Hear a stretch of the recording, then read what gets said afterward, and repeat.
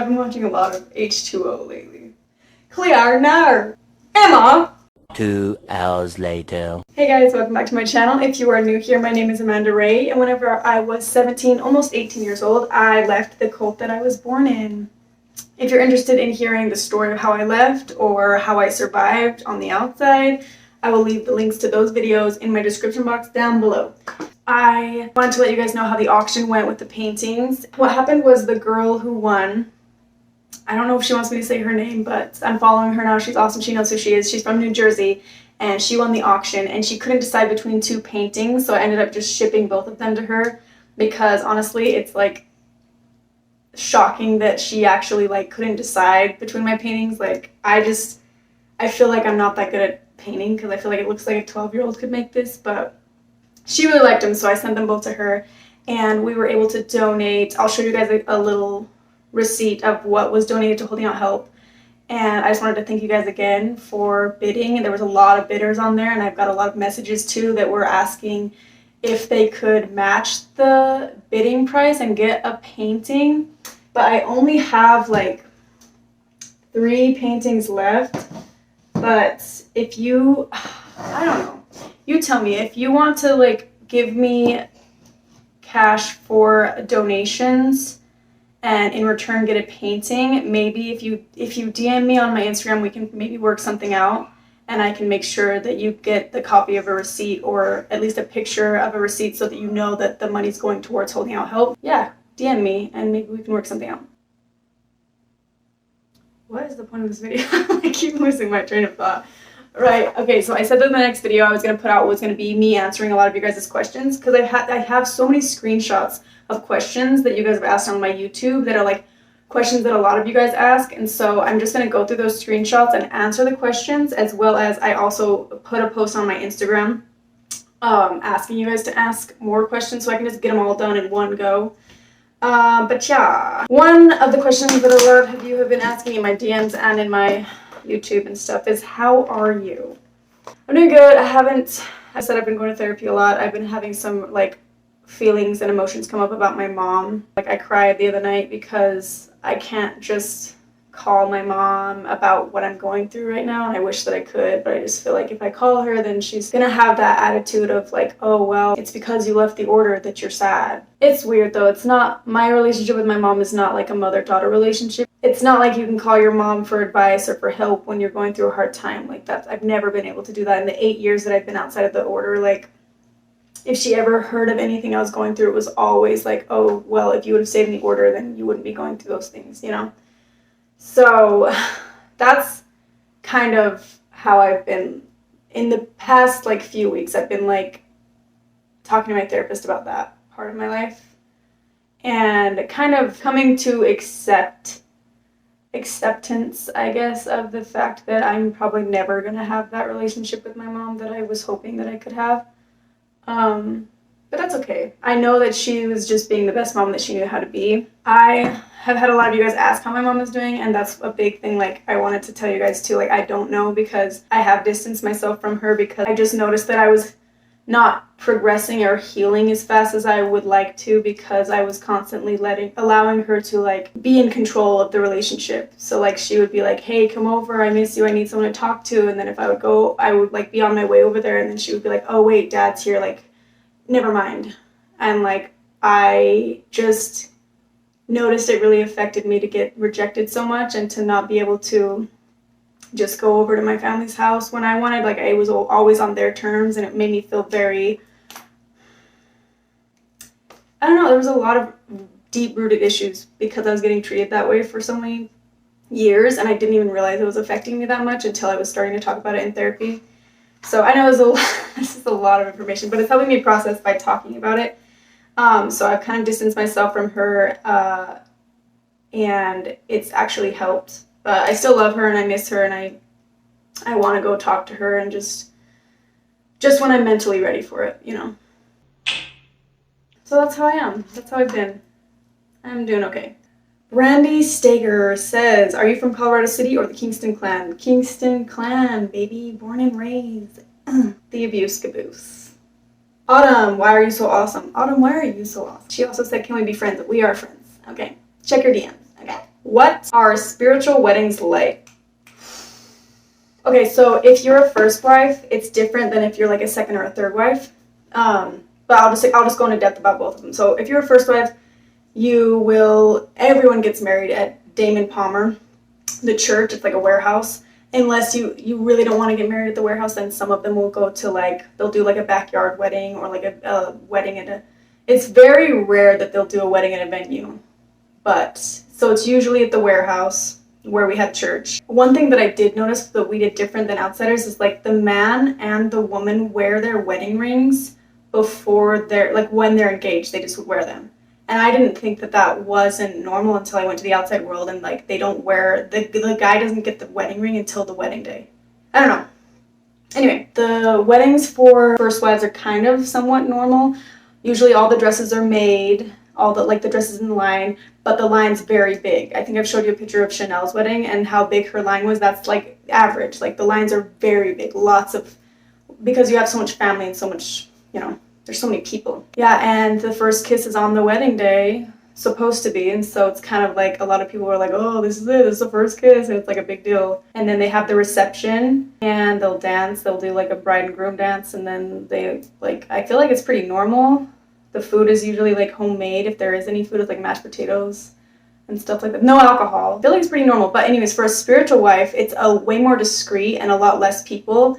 Sometimes they don't even have wedding invites, but the last one I went to the wedding, and it was like very small, and for some reason they didn't have it in the main church area. They had it in one of the smaller classroom areas. I don't know, it just seemed way more hush hush. The wives were sitting behind them as they were getting married, and sometimes they put the other wives' hands on a team, as they're getting married, just to show that they're all approving of it.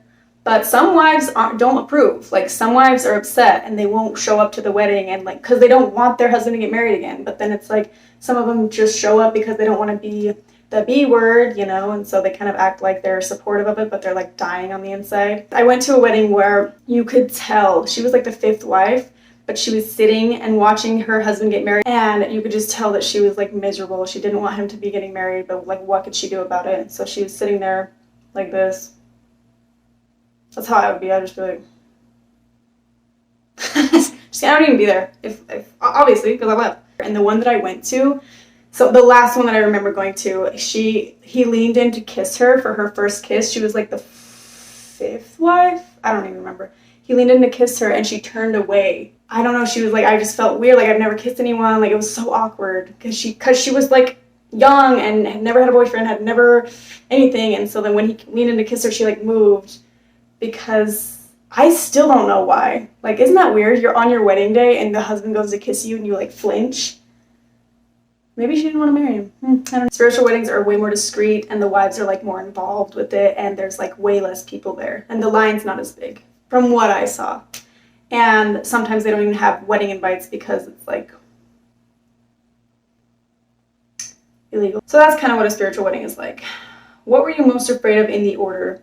I was afraid of a lot of things. Ever since I left, I feel like I'm fearless compared to when I was in the order. I was afraid of going to hell. I was afraid of getting beat. I was afraid of getting caught having crushes on boys, getting caught with a cell phone. I was afraid of my dad. I was afraid of the leader. I was afraid of everything. Then I got to a point where I didn't care, which is when I left.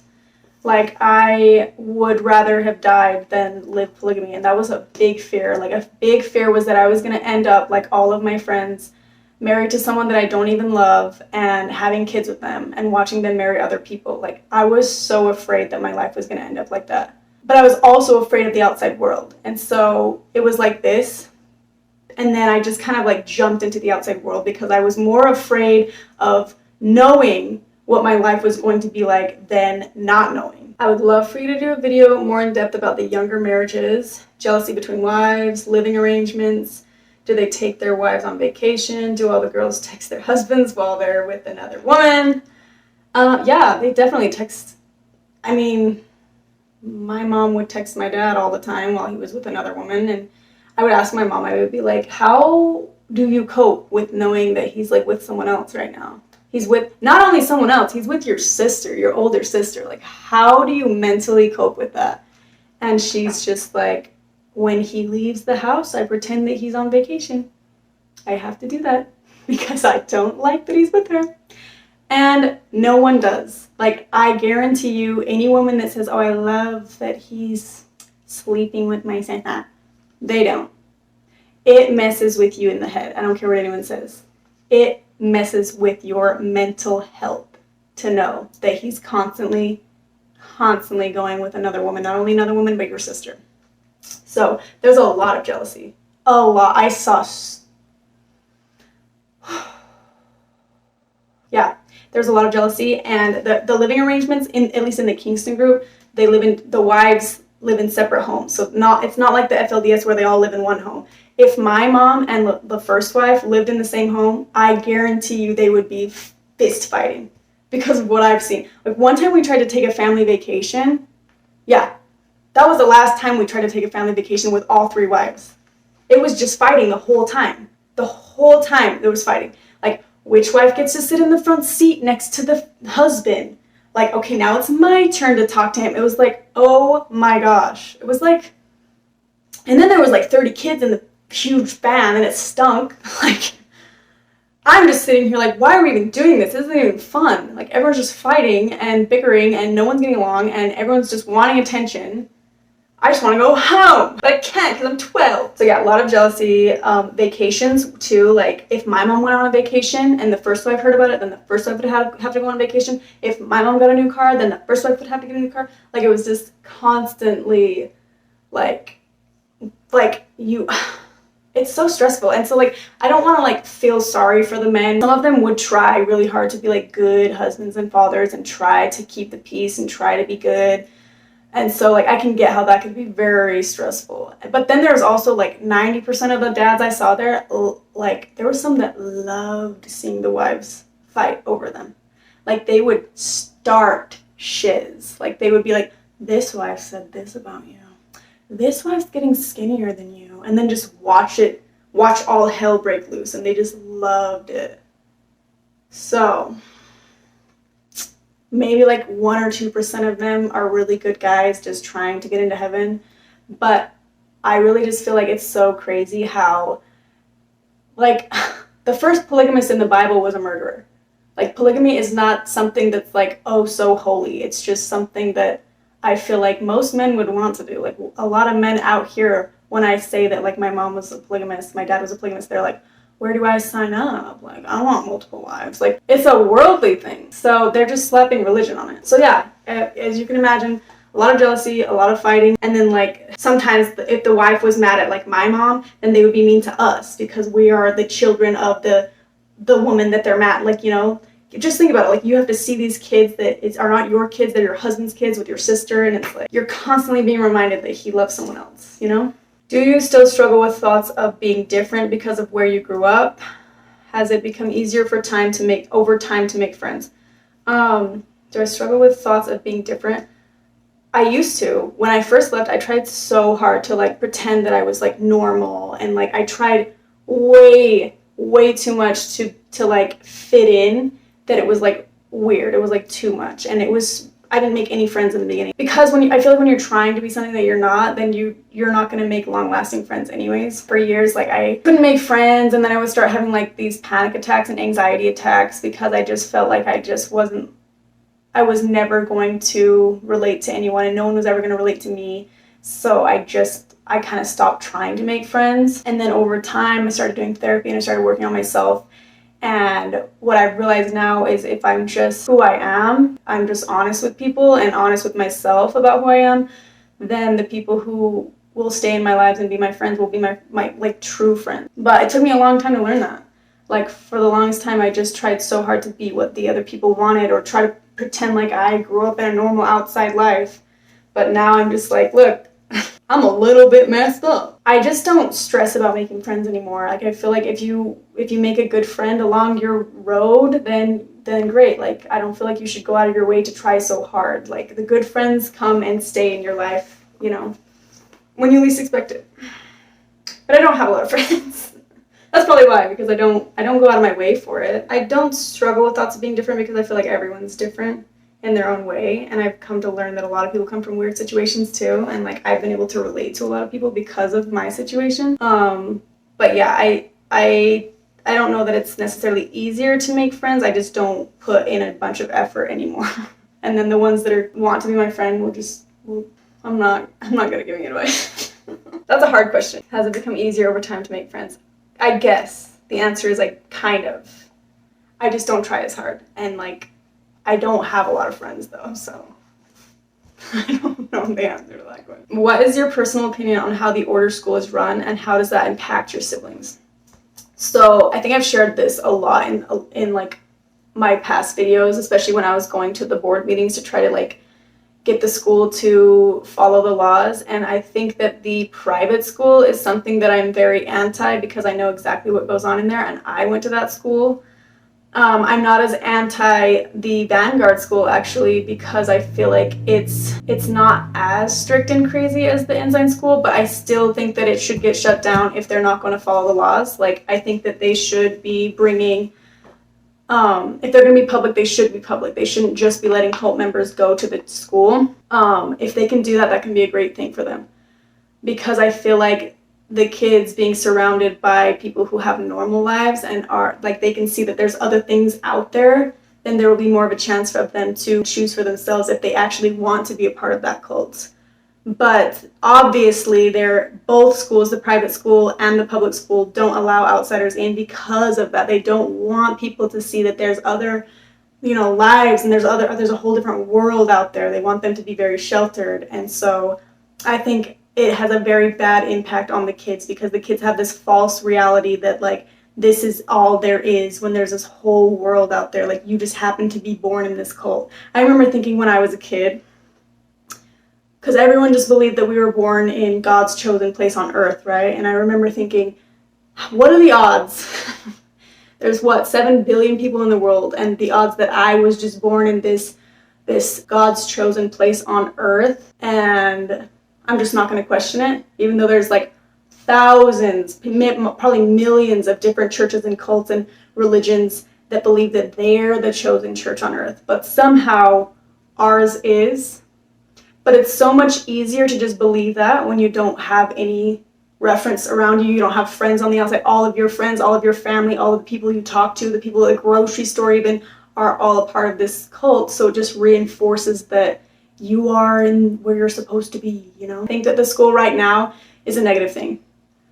If they could have outsiders be a part of it, and they could do things in a public way as they're getting the public funds legally, then I think that it could be a good thing. So I'm very one or the other, As for the private school, I feel like it should be shut down. If it's still being run the way that I remember it being run when I went to school and when I was a teacher there, it should be shut down. I go in more depth because there was abuse, because they were force feeding, because they were teaching false things too. Like they wouldn't even teach about, I can make a whole video on it. They wouldn't even teach about evolution because they didn't believe in it. And then I had a kid literally try to have a debate with me about how inbreeding doesn't cause any form of birth defects. He was in the order, obviously, and trying to tell me that there's no proof. And I was like,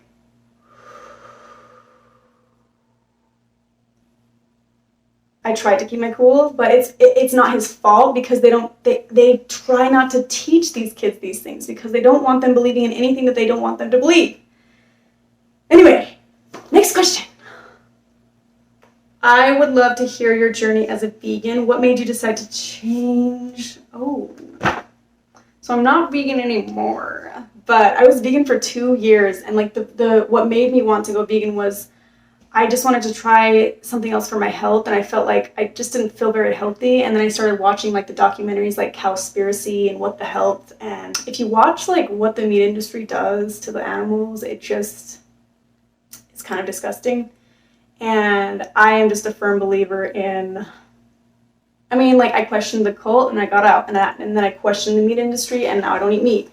Because it's like, it just feels like we kind of have this cult mindset on thinking that we're supposed to just have meat in our lives every day. But when I went vegan, I was like, I felt the healthiest I had ever felt.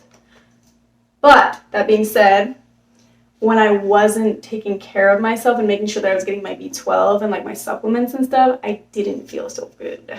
So I was lacking in iron after 2 years. Iron and like B12, and like I was just tired a lot. So I started having fish. I'm a pescatarian now, and I kind of want to go back to being 100% vegan. I feel like I'm like 90% vegan. I only have fish every here and there. Even like dairy, I try to stay away from. In my coffee is always like oat milk or almond milk. So yeah, I don't eat meat other than fish here and there, and I'm trying to slowly taper off. This is gonna be a really long video. Maybe I'll do a part 2 because I know you guys don't want to just hear me ramble for like an hour. Do you ever reach out to family or friends who refuse to talk to you? P.S. Love watching your videos. I'm glad you like watching my videos. I used to really have a hard time with them rejecting me because a lot of them were really mean to me. And I went through a really deep depression in my first years of being out because like I just like had lost everything and everyone. And even though I knew I was going to, it still hurt. And I couldn't handle the rejection, so I changed my number, and I like, because I was getting harassed and bullied a little bit. But I had this best friend. She was like my best friend when I left, and I knew that if I texted her, she would text me back. So I would text her like every year on her birthday and like tell her happy birthday. And there was one time where I was like, I had a dream that you were pregnant with your 3rd child. How are you? And she was like, that's weird because I'm actually trying to get pregnant with my 3rd kid. And I was like, and I had no idea. Like, I don't know how many kids she had, because she don't talk to me. Like, I have no clue. So sometimes I really do think that she thinks about me and she misses me, but she doesn't reach out to me because she's not allowed to. Yeah, I don't usually reach out because I know, like, I know how they feel about me. I know where they stand with me, and a lot of times if they do reach out to me, then they get in trouble or like their husband finds out, and it's like almost it hurts them more than me, which is a big reason why actually I started making these videos. There's a lot of reasons, but one of them was because I knew that they could secretly watch, you know? It would almost be easier for them to, on their time, click on one of my videos when they're out somewhere in secret, you know? Then it's not like a back and forth, me text them when their husband's home and then their husband break their phone, you know? And then also, even if they got caught watching a video of mine, then that's a lot different than texting. I don't know. So this is kind of my form of like reaching out to order people, because I know they watch. And I've had order people be like, I was inspired by your video and like, thank you for making your videos, or like order people being like, when's your next video coming out? They secretly watch. Honestly, like, I know that a lot of my dislikes are from order people, and when I get my dislikes, I'm excited because it makes me so happy that they're watching. Even if they're disliking, like, they're watching. They're hearing my 2 cents and they're listening to my stories. Even if they hate it, there's a reason they're watching it. And I remember being that person too, like judging the members who had left, and then like kind of like watching their life, like seeing if they're doing okay, like seeing if they really are burning in hell, like everyone says, and then realizing that their life's actually better. What? So those dislikes really just give me more motivation to keep going. Let's do one more question. You guys, I have a question for you actually. Do you guys want me to do a video on, because I've had a lot of you guys ask about the story of when I had to go on a date with my cousin. Do you guys remember that? Do you guys want me to do a video on that? It's a funny story now. Back then it was like traumatizing, but now it's like, ha ha ha. No? Okay, yeah. Probably best that we don't talk about that ever again. Okay, last question. Dominic Lopez says, hey Amanda Ray, I hope you are doing good. Can you do a Priscilla Tucker story, because I am a big Vegas fan and her story is out of this world? Actually, I have been talking to Priscilla about doing like an update and talking about like the process of leaving. So if you guys are interested in that, maybe I'll have one out in September. Let me know. Anyways, that's all I'm going to do for today. As always, thank you guys so much for just watching and supporting. And thank you so much for bidding on my paintings. It means the world to me. Like every time, I just get so shocked that you guys care so much. Anyway, thank you so much for watching. Maybe I'll go live. Maybe that's easier. There's just so many questions that it's hard to get through every single one, especially because a lot of them you have to go into depth for. But yeah, let me know what you guys want to see in the next video. Leave your questions in the comments down below. Feel free to follow me on Instagram and Twitter, and I will see you in the next video.